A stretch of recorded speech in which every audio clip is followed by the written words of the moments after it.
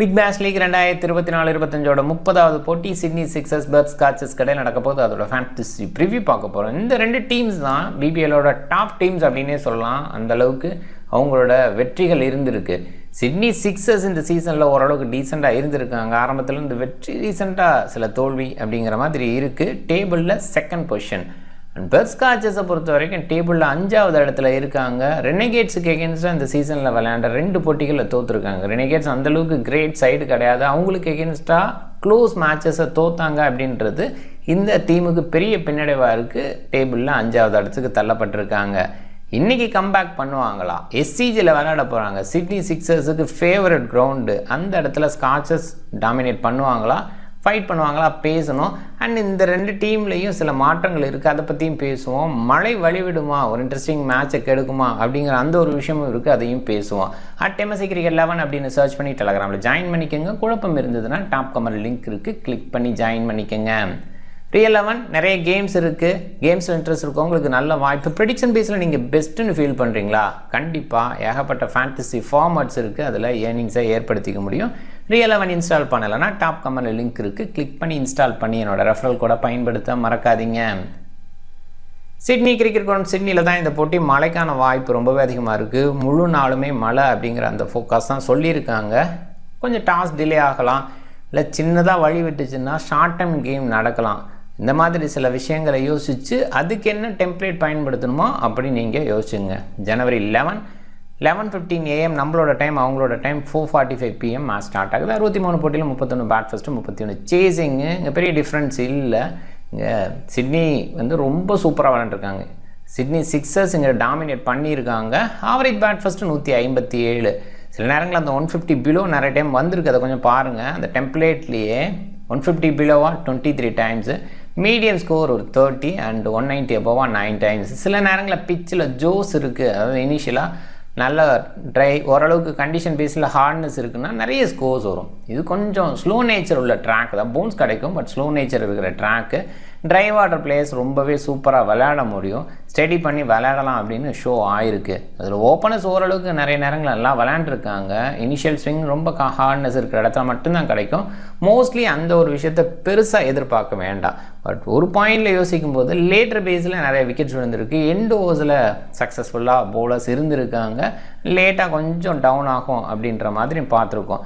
But இது பிச்சோட nature. வெறும் பிச்சை மட்டுமே வச்சு யோசிக்க முடியாது. இந்த லேட்டர் பேஸில் ஏன் டவுன் ஆகுதுன்னா பால் ஓல்ட் ஆகுது, பிச்சு அப்படியே தான் இருக்க போகுது. பட் சின்ன சின்ன விஷயங்கள் நடக்கும். பிச்சில் கொஞ்சம் மாறலாம், அந்த கண்டிஷன் வெயில் அடிக்கும்போது கொஞ்சம் கொஞ்சமாக ட்ரை ஆகலாம். இந்த மாதிரி விஷயங்கள் தான் அதிகபட்சமாக நடக்கும். செகண்ட் இன்னிங்ஸில் திருப்பி நியூ பால் போடும்போது அந்த இடத்துல ஸ்விங் கிடைக்குது. இந்த மாதிரி விஷயங்கள் இருக்கும். கொஞ்சம் சில்னஸ் ஆட் ஆகும்போது எக்ஸ்ட்ரா ஸ்விங் கிடைக்கும். இந்த மாதிரி அடிஷ்னல் கண்டிஷனையும் நம்ம யோசித்து தான் நம்ம பார்க்கணுமே தவிர வெறும் பிச் ஃபேக்டர் அப்படிங்கிற ஒரு விஷயத்தை மட்டும் யோசிக்க முடியாது. இன்றைக்கி டேயில் நம்ம அடிஷ்னலாக யோசிக்க வேண்டிய விஷயம் என்னென்னா, மழை பெய்யும் அப்படிங்கிற ஒரு விஷயம் இருக்குது. மழை பெஞ்சதுன்னா ஸ்விங் கிடைக்குமா? ஜென்ரலாக மழை பெஞ்ச உடனே ஸ்விங் கிடைக்கும் அப்படின்னு சொல்கிற ஒரு விஷயம் ஒரு சில இடங்களில் ஓகேன்னு சொல்லலாம், பட் நிறைய நேரங்கள் அது நாட் ஓகேன்னு தான் சொல்லணும். ஏன்னா பவுலர்ஸ் கன்வீனியண்ட்டாக இருக்கணும். ஏன்னா ஸ்விங் பண்ணுற பவுலர்ஸு நல்லா காலை ஊனி வீசுகிற மாதிரி இருக்கணும். இந்த ட்ராக்கு அவுட்ஃபீல்டு அப்படின்னு பார்க்கும்போது ரொம்ப வெட்டாக இருந்ததுன்னா அவங்க ரன்னப்பே ப்ராப்ளமாக இருக்கும். ஓரளவுக்கு மேனேஜபிளாக இருந்தால் மேட்ச் நடத்துவாங்க. அந்த இடத்துல ரன்னப் ப்ராப்ளமாக இருக்கும்போது கண்டிப்பாக அவங்களுக்கு கான்ஃபிடென்ட் இருக்காது, அந்த இடத்துல டவுனாக தான் ஆவாங்க. சில பவுலர்ஸ் அந்த மாதிரி இடங்களில் ஓகேவாக பவுல் பண்ணுவாங்க, பட் எல்லா பவுலர்ஸும் அதை பண்ண முடியும் அப்படின்னு சொல்ல முடியாது. அதை கொஞ்சம் மைண்ட் பண்ணணும். அண்டு இந்த ஸ்விங் கிடைக்கும் அப்படிங்கிற அந்த ஒரு விஷயம் காற்றுல ஈரப்பதம் இருந்ததுன்னா அது கொஞ்சம் இருக்கும். மேக்ஸிமம் மழை பெய்கிற அந்த இடத்துல அந்த ஒரு விஷயம் இருக்க தான் செய்யும்.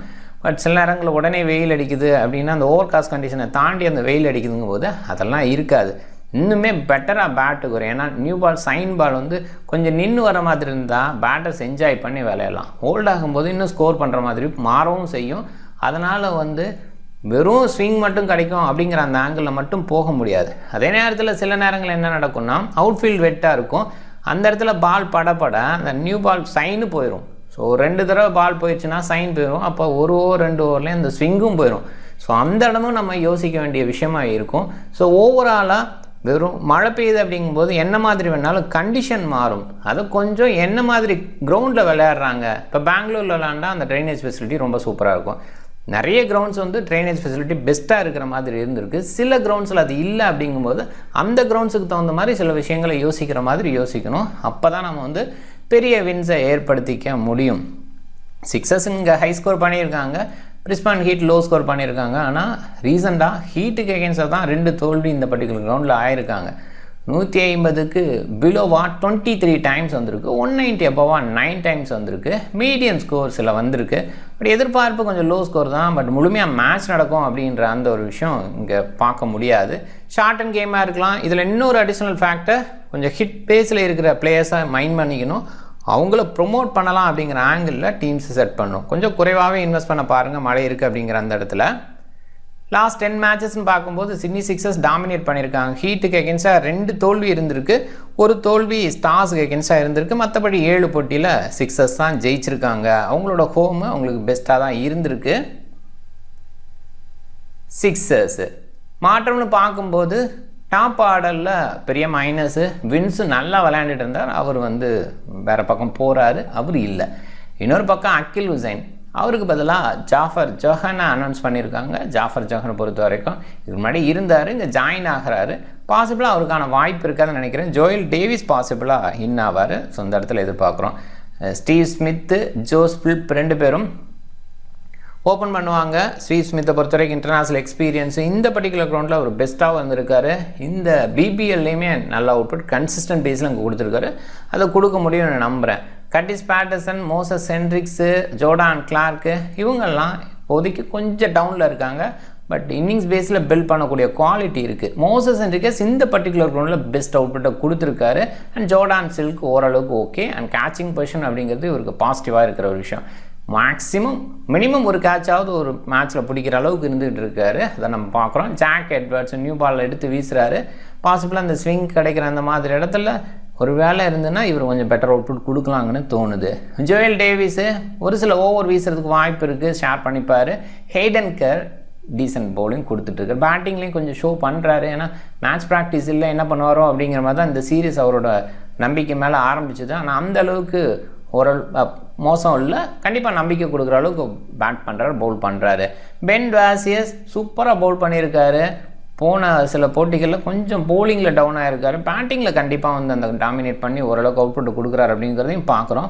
ஓவராலாக டீசென்ட் ஆல்ரவுண்டராக இருக்கார். சீன் அபாட் அவருமே நல்ல ஆல்ரவுண்டர் தான். ஆனால் நம்பர் 10ல் இருக்கார். சிட்னி சிக்ஸர்ஸோட ஸ்ட்ரென்த்தே இந்த மாதிரி பேட்டிங் இருக்கிறது தான். பேட்டிங்கோட டெப்த் ரொம்ப அதிகமாக இருக்கிறது தான்.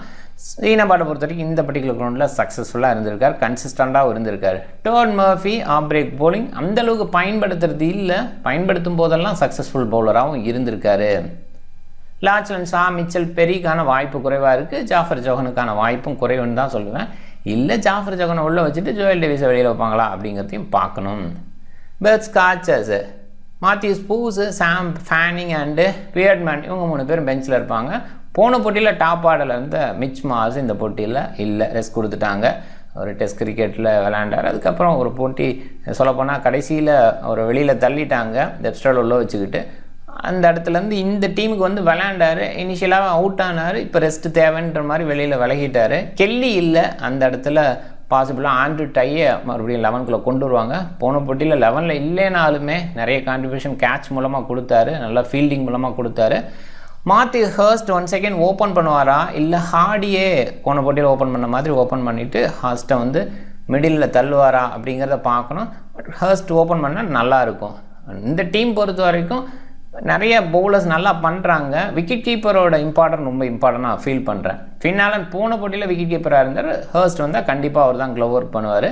கூப்பர் பண்ணலி, லெஃப்ட் ஆர்ம் ஆர்த்தராக்ஸ் பவுலிங்கில் டீசெண்டாக இருக்க முடியும். பேட்டிங்கில் இந்த சீசனில் ரொம்பவே நல்லா பண்ணியிருக்கார். போன போட்டியில் ஃபெயிலியர் அப்படின்னாலும் ஆரோன் ஹார்டி போன போட்டியில் ஸ்டார்ட் பண்ணார். இன்னும் கொஞ்சம் பெட்டரான பிளேயர், அதில் டவுட்டே கிடையாது. இன்ஜுரி கன்சர்ன் வந்து அவர் அந்தளவுக்கு கிரேட்டாக செயல்பட விடலைன்னு நான் நினைக்கிறேன்.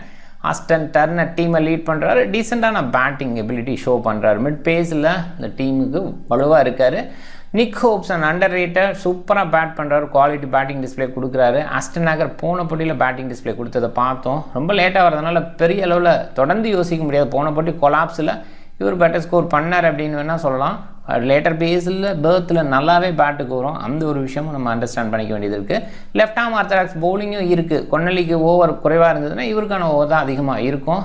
J Richardson Andrew Tye, Lance Morris, back ஆஃப் அப்படிங்கிற மாதிரி இங்கே ஃபாஸ்ட் பவுலர்ஸ். ஒரு பாயிண்டில் ஒரு ஃபாஸ்ட் பவுலர்ஸை குறைச்சிட்டு ஒரு ஸ்பின்னர் எடுத்துகிட்டு வரணும்னு நினச்சா மாத்யூஸ் பூஸுக்கு போகலாம். பட் இந்த கிரவுண்டுக்கு ஃபாஸ்ட் பவுலர்ஸும் ஓகே தான். ஏன்னா இங்கே வந்து ஸ்பின்னர்ஸுக்கு விக்கெட் விழும் அப்படின்னு சொல்கிறத விட பேஸரோட வேரியேஷனுக்கு விக்கெட் விழும் அப்படின்னு சொல்லலாம். அந்த மாதிரி இடத்துல இந்த பவுலர்ஸ் கொஞ்சம் பேஸை குறைச்சிட்டு வேரியேஷன் கொண்டு வந்தால் விக்கெட்டை நிறைய எடுக்கலாம்.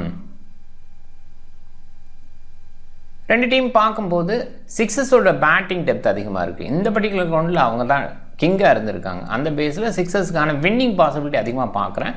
நியூ பாலாக பாசிபிளாக பென் வாசியஸ் அண்ட் ஜாக் எட்வர்ட்ஸ் வீச ஆரம்பிப்பாங்க.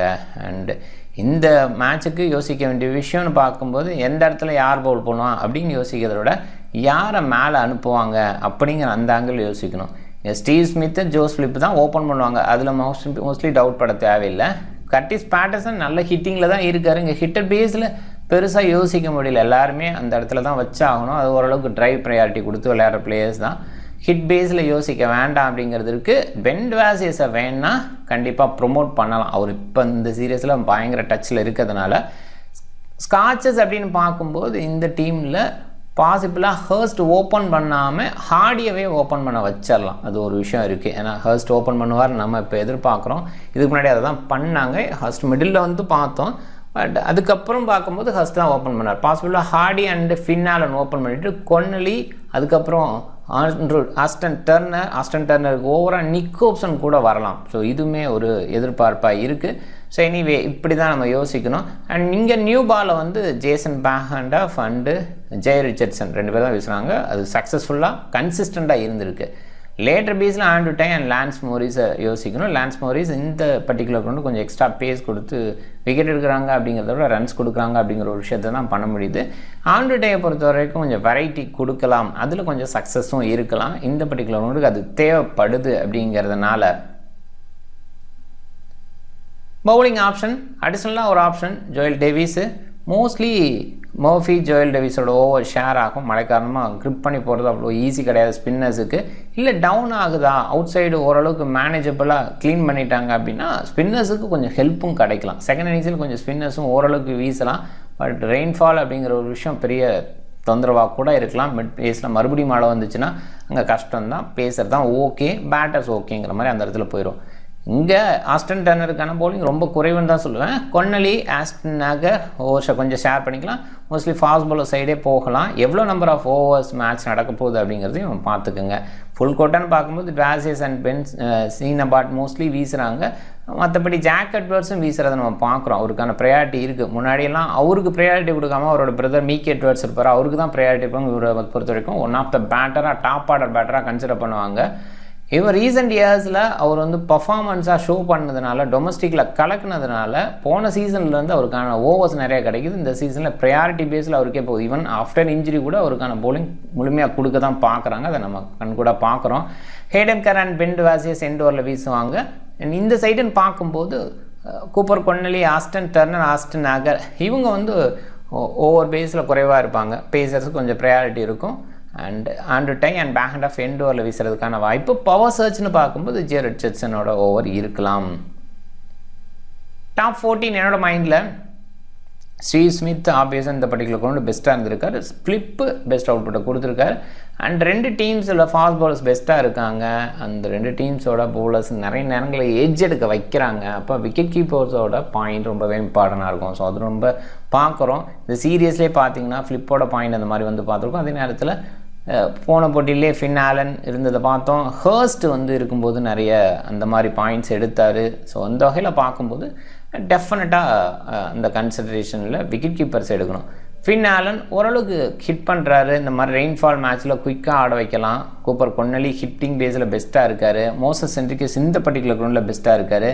ஜாக் எட்வர்ட்ஸு, ஆஸ்டன் ஆகர், ஹேடன் கர், ரிச்சர்ட்சன் இவங்க எல்லாமே கண்டிப்பாக வந்து பேட்டிங் டேஸ்லையும் சின்ன கன்சிடரேஷனில் வைக்கணும். முழுமையாக மேட்ச் நடக்கும்போது அதை பற்றி யோசிக்கணும். பட் கண்டிப்பாக பென் வாசியஸ் எனி டைம் ப்ரொமோஷன் அப்படிங்கிற அந்த இடத்துலையும் அண்ட் பவுலிங் பேஸில் இது வரைக்கும் விக்கெட் டேக்கிங் பேஸில் ஓரளவுக்கு கன்சிஸ்டன்ட். லாஸ்ட் 2 மேட்ச்சில் கொஞ்சம் டவுனாக இருக்கார் அப்படின்னு சொல்லலாம். டவுனுங்கிறத விட விழலை. Tye, Sean Abbott, Lance Morris, back of wicket டேக்கிங்கில் கன்சிஸ்டண்ட்டாக இருக்கிற பவுலர்ஸு இவங்களையும் கொஞ்சம் கன்சிடர் பண்ணலாம். மாத்யூ ஹர்ஸ்ட் நான் ஏற்கனவே சொன்ன மாதிரி விக்கெட் கீப்பராக இருக்கிறவங்களுக்கு கேட்சஸ்ஸு இந்த பாயிண்ட்ஸ் கிடைக்கும், அதில் கன்சிடர் பண்ணலாம். ஹென்ட்ரிக்ஸு ரீசெண்டாக குறைவாக பிக் பண்ணுறாங்க, கண்டிப்பாக எஸ்சிஜியில் பெஸ்ட்டாக இருந்திருக்காரு. ஜோர்டான் சில்க்கு அவரை பொறுத்த வரைக்கும் கேட்சிங் பொசிஷன் அண்ட் அடிஷ்னலாக பேட்டிங் வந்தால் கொஞ்சம் குயிக்காக ஆடக்கூடிய எபிலிட்டியும் இருக்குது. ஆண்ட்ரூ டை வேரியேஷனில் விக்கெட்ஸ் எடுக்க முடியும். கூப்பர் கொன்னலி, பென் வாசியஸ் அண்டு ஜேசன் பேங்கடஃபன் நிறைய பேர் கேப்டனை ட்ரை பண்ணியிருக்காங்க. பவுலர் சைடு போகிறது கொஞ்சம் சேஃபாக இல்லை என்ன மாதிரின்னு யோசிக்கவே முடியல. ஆன் டைமில் ட்ராக் பேஸில் தான் யோசிச்சாகணும்.